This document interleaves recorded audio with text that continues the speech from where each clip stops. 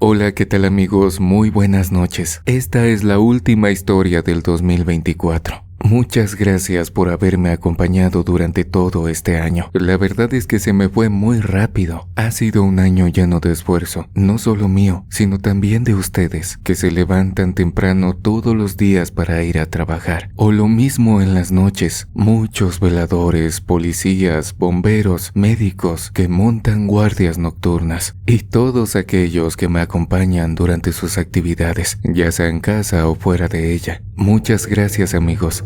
Deseo que este año que entra nos reciba a todos con un halo lleno de abundancia, salud, prosperidad, amor, cariño y todas esas cosas buenas que por el momento no me llegan a la mente. Reciban de parte de todo el equipo de Oscuro Secreto un fuerte abrazo lleno de cariño, de amor y de gran entusiasmo por conocer todo lo bueno que nos depara este año que viene. Pero bueno, estoy aquí para acompañarte con una nueva historia. Recientemente se ha hablado mucho sobre este tema, eventos reales que causan más terror que cualquier situación paranormal. Siento que en ocasiones eso es más escalofriante, saber qué te puede pasar en la noche, mañana o algún día. Eso sí da miedo. Así que ponte cómodo, acompáñame en esta última historia del año. ¿Están listos para esto?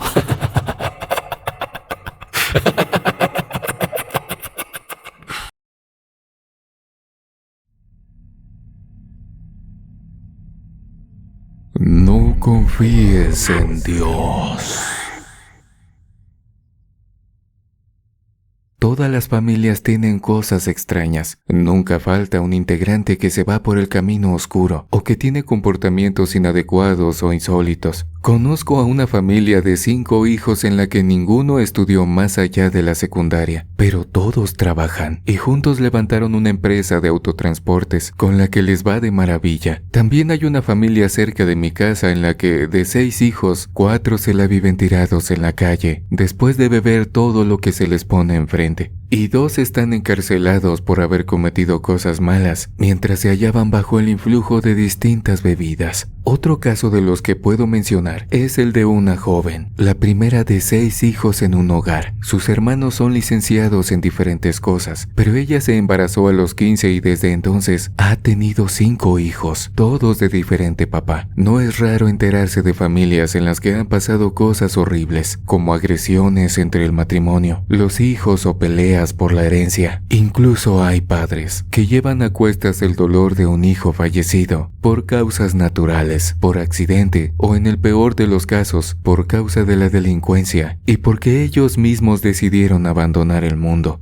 Con eso podría seguirle, pues hay cientos de ejemplos dignos de mencionar. Sin embargo, no es el momento, porque mi familia también tiene un caso insólito. Pero el nuestro no tiene nada que ver con sustancias prohibidas, ni comportamientos inquietantes, sino con algo que no tiene explicación. Todo comenzó con mi primo Ronaldo. Él y yo tenemos la misma edad. Cuando los dos cumplimos 7 años, nuestros padres nos empezaron a mandar al catecismo en la iglesia local. En ese sitio, el sacerdote nos empezó a enseñar los principios de la religión católica e intentó mostrarnos lo hermoso que es el amor de Dios. Poco a poco, nos fuimos aprendiendo las oraciones, desde el Padre Nuestro hasta el Credo. Luego, en cuanto llegó el momento, ambos hicimos nuestra primera comunión. Fue maravilloso recibir la gracia del Señor y liberarnos de los tiernos pecados cometidos durante los pocos años que poseíamos. Pensamos mal de alguien, dijimos una mala palabra, les gritamos a nuestros papás, dijimos una mentira para poder ir a jugar con nuestros amigos o tomamos algo que no debíamos. La magia de la inocencia mezclada con lo bello que resulta encontrar a Dios nos hizo portarnos bien, ser buenos hijos, aplicarnos en la escuela y seguir yendo a la iglesia para ayudar en lo que se pudiera. A veces andábamos barriendo el patio, en ocasiones nos ponían a limpiar el altar y también solíamos ayudarles a los niños que tuvieran dificultades para aprenderse las oraciones durante el catecismo. Así fue pasando el tiempo, hasta que un día, cerca de los 18 años, mi primo Ronaldo anunció que ya no iría a la universidad.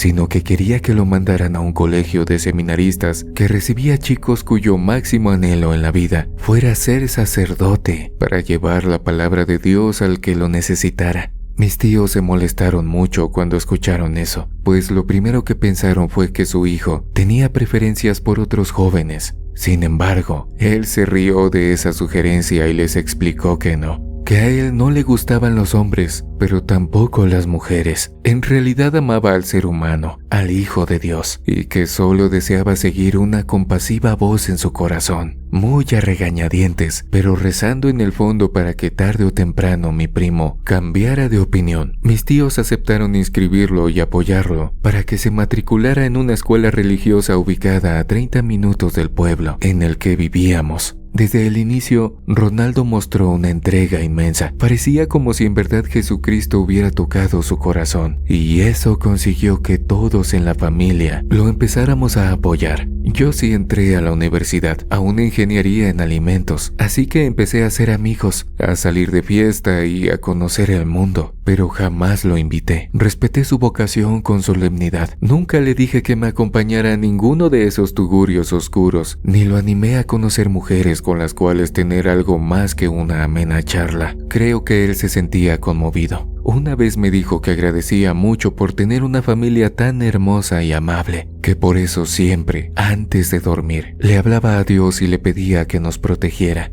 A mí me caía bien. No sé por qué yo podía andar haciendo de mi vida un papalote, pero verlo y hablar con él me daba paz, y creo que porque era bueno. Así sencillamente, Ronaldo era una buena persona, una de esas que todos deberíamos de tener cerca. La verdad es que yo creía en su sueño. Tenía la confianza de que así como yo podría titularme algún día, él se recibiría como sacerdote. Y a lo mejor hasta lo asignaban a la iglesia de nuestra comunidad para permanecer cerca de las personas a las que amaba. En el fondo, creo que eso debió de haber pasado. Y me da coraje que el destino fuera tan cruel como para arrebatarle a mi primo el sueño más grande de su vida. Yo pienso que a veces la vida solo se burla de uno, y por desgracia, a menudo son las personas más bondadosas las que peor la pasan. Cuando creíamos que Ronaldo se prepararía para hacer sus primeras prácticas como un hombre de Dios,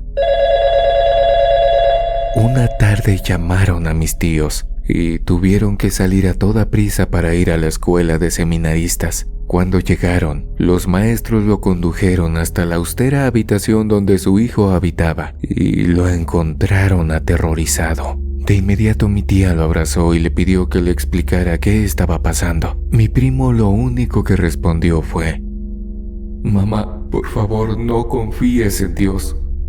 Los sacerdotes que lo instruían le pidieron a mis tíos que se lo llevaran para que se tranquilizara y sugirieron que experimentó una crisis de ansiedad por los complicados que son los últimos cursos de formación religiosa. Pero lo cierto era que jamás vieron a otro alumno actuar y gritar como lo hizo Ronaldo esa misma mañana. Además, en todos los años que llevaban educando a los futuros curas, esa era la primera ocasión en la que oían a un alumno blasfemar con tanta saña. Al llegar a su casa, mis tíos sentaron a su hijo en el comedor e intentaron hablar con él. Sin embargo, el joven no era capaz de responder. Se hallaba en shock y no dejaba de temblar. Así que mejor se lo llevaron a un hospital y ahí le administraron algunos sedantes para que se tranquilizara. Después de dormir casi toda la noche, mi primo abrió los ojos y miró hacia todos lados, como si buscara algo. Enseguida descubrió a sus papás en la habitación y le llamó a su mamá. A ella se abrazó como si fuera un náufrago que encontró un trozo de madera en medio del océano. Así abrazados, según relató más adelante mi tía, su hijo le contó poco a poco lo que sucedió en las horas previas. Resulta que Ronaldo estaba rezando en su habitación como acostumbraba a hacer todos los días. Se encontraba dedicado a sus oraciones cuando escuchó una voz distorsionada que le decía: «Ven a mí, ven a mí». De inicio, lo percibió como algo místico, una posible conexión con Dios, pero luego lo consideró anormal, porque en realidad la voz tenía un timbre tétrico, como si estuviera siendo emitida a través de un radio. El muchacho, como es claro, determinó que se lo había imaginado, que quizá entró en un profundo estado de meditación y su mente le jugó una sutil broma. Puesto que se inquietó por el evento, dejó de rezar y continuó con sus actividades cotidianas. Tomó sus clases, leyó sus libros y por la noche se fue a dormir. Luego de hacer las oraciones acostumbradas, se metió a la cama y se quedó dormido. No obstante, entre sueños, un ruido lo despertó y al abrir los ojos, volvió a escuchar la voz que percibió antes. En esa ocasión entendió algo parecido a...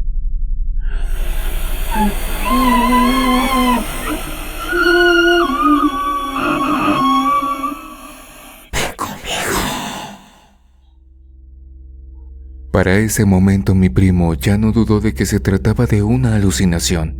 Saltó de la cama y empezó a buscar cuál era el origen de ese insólito mensaje. Salió de su cuarto, se asomó al pasillo y vio las puertas de sus compañeros cerradas. Entonces, la voz regresó y le indicó: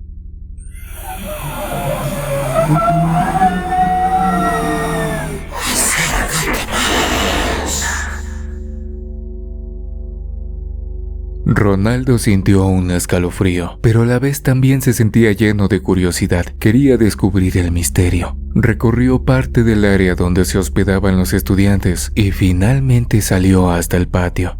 Ahí volvió a escuchar unas palabras. Bien, ya estás aquí.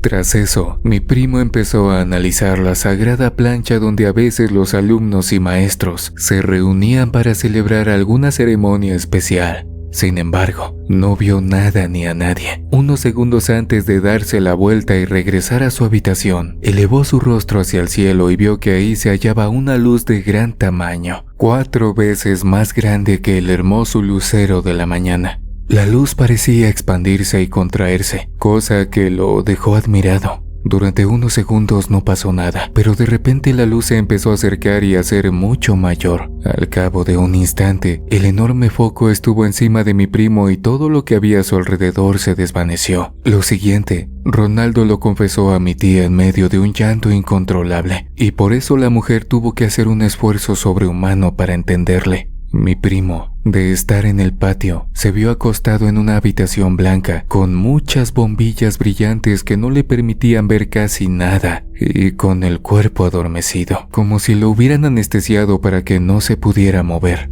A su alrededor percibía a alguien, mas no lograba observarlo con nitidez. De manera espontánea, Ronaldo elevó una plegaria en voz alta con las siguientes palabras: Dios, Padre misericordioso, apiádate de mí en este momento, pues estoy en un sitio desconocido rodeado por gente extraña. Dios, creador del cielo y de la tierra, protégeme con tus santas manos. De inmediato, la voz chocante le respondió: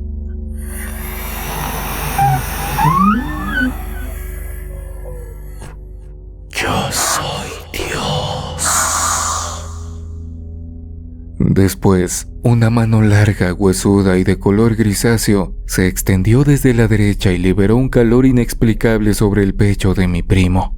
Él se quedó anonadado por aquello. No obstante, sin saber cómo, notó que se encontraba desnudo sin una sola de las prendas que portaba. Acto seguido, aparecieron otras manos y comenzaron a palparlo. Ronaldo gritó horrorizado tanto por el ultraje como por el reconocimiento de que esas extremidades no le pertenecían a ningún ser humano. Tenían 4 dedos regordetes terminados en una protuberancia abultada, tal como se ven las patas de ciertas ranas, pero sin ventosas ni uñas, solo lisas y frías. Algunos dueños de esos brazos le manosearon la cabeza, le jalaron el pelo y le metieron los dedos en la boca. Otros le palparon el pecho, las piernas y los pies. También hubo un par que se dedicó a revisar lo que faltaba, y eso fue lo que más le dolió. Es bien sabido que para los sacerdotes y toda la gente involucrada en la iglesia, mantenerse célibe es de gran importancia, Para Ronaldo eso fue lo peor que le pudo haber pasado, y más porque el tacto despertó en su cuerpo instintos que le resultaron humillantes. Bajo el asqueroso examen que estaba siendo sometido, mi primo empezó a llorar. Sus lágrimas ardientes mojaron su rostro, y en su pecho surgió una emoción que hacía mucho no sentía: coraje. Le dio coraje haber dedicado años a rezar, a aprenderse las oraciones católicas en su idioma y en latín. Se sintió muy enojado por haber estado ayunando en nombre de Dios mientras otros jóvenes de su edad andaban divirtiéndose. Para mi primo fue un golpe terrible que le estuvieran haciendo cosas atroces, y que Dios, esa entidad maravillosa a la que percibían las flores, en el canto de los pájaros y en la risa de los bebés, no lo ayudara.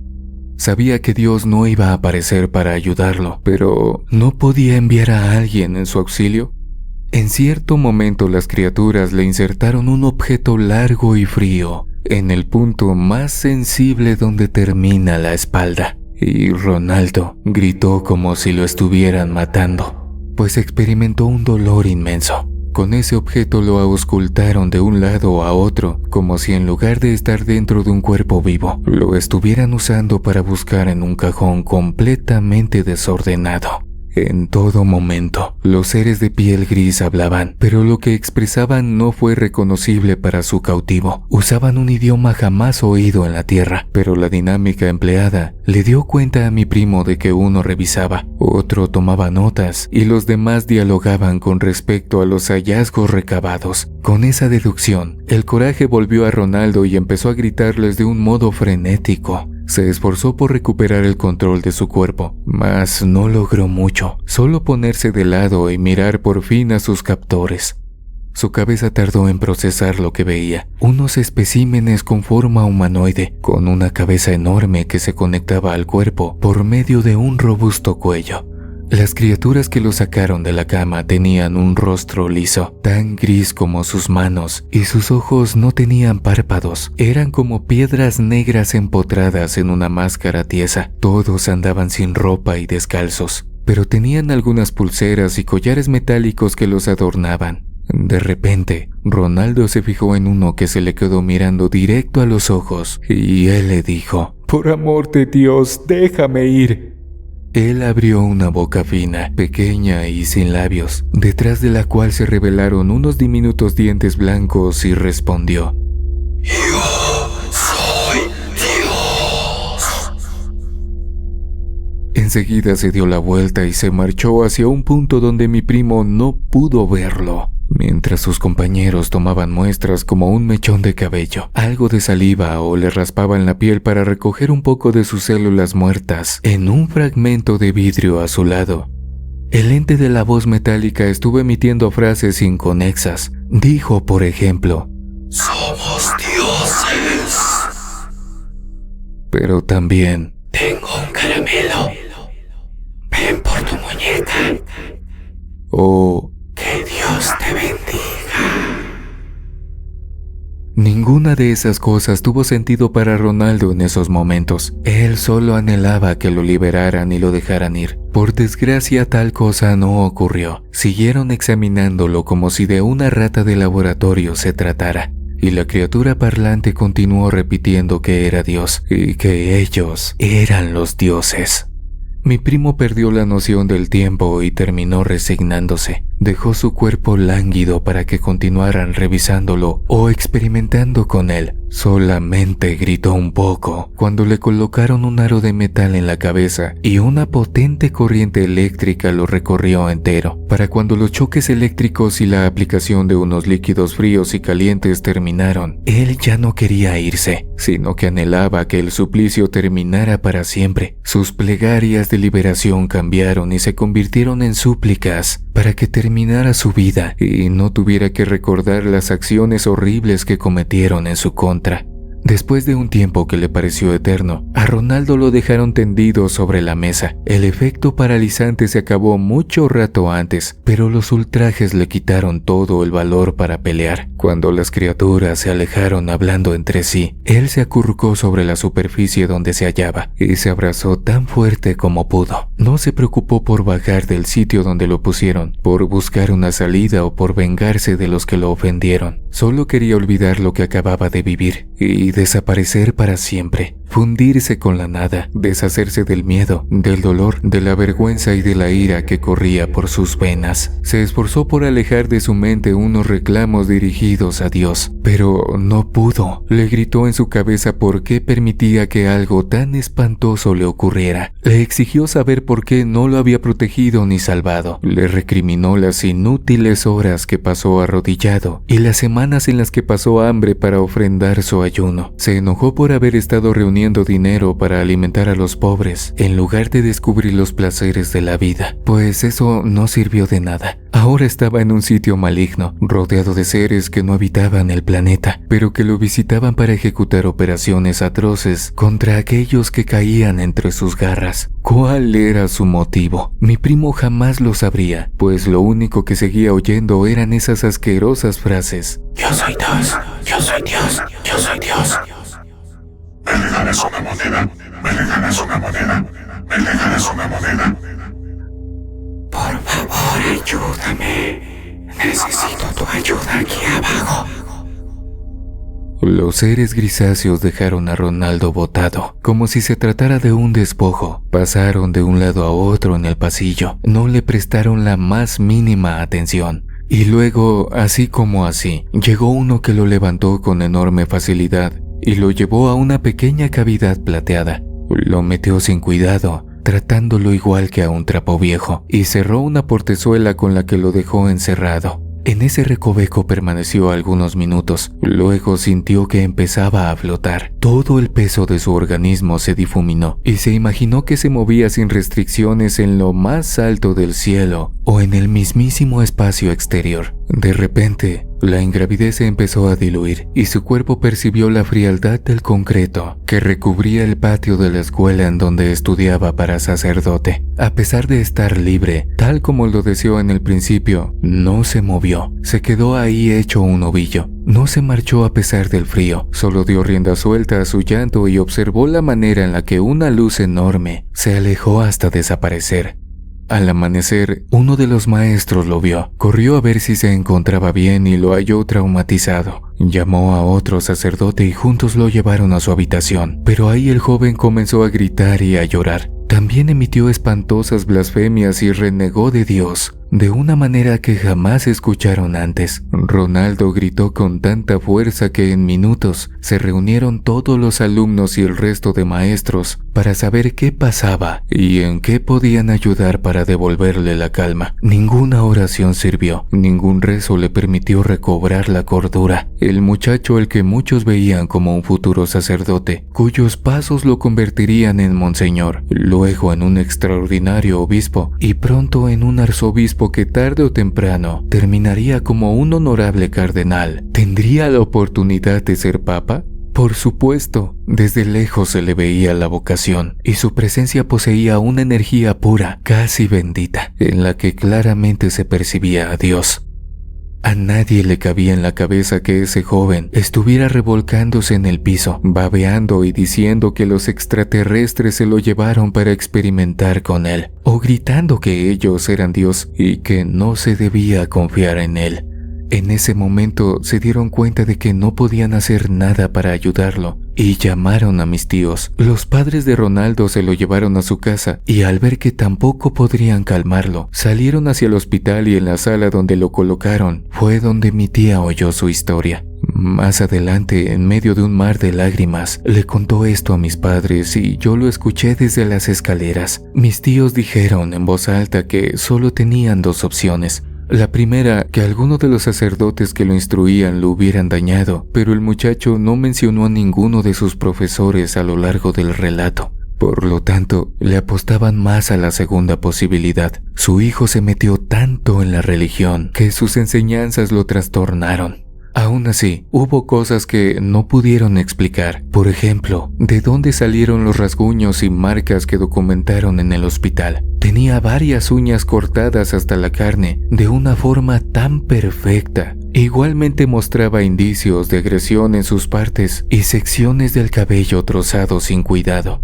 Una vez que mi primo recibió el alta, se recluyó en su cuarto, tiró a la basura sus Biblias y cualquier libro teológico que se apilara en su librero. La alegría que en el pasado caracterizó a Ronaldo ya no volvió. Se convirtió en un chico nervioso, con problemas para socializar, y al final dejó de intentarlo. En la actualidad, Ronaldo continúa en casa de mis tíos, sigue teniendo pesadillas y pidiéndole a quien se deje que, por favor, no confíe en Dios.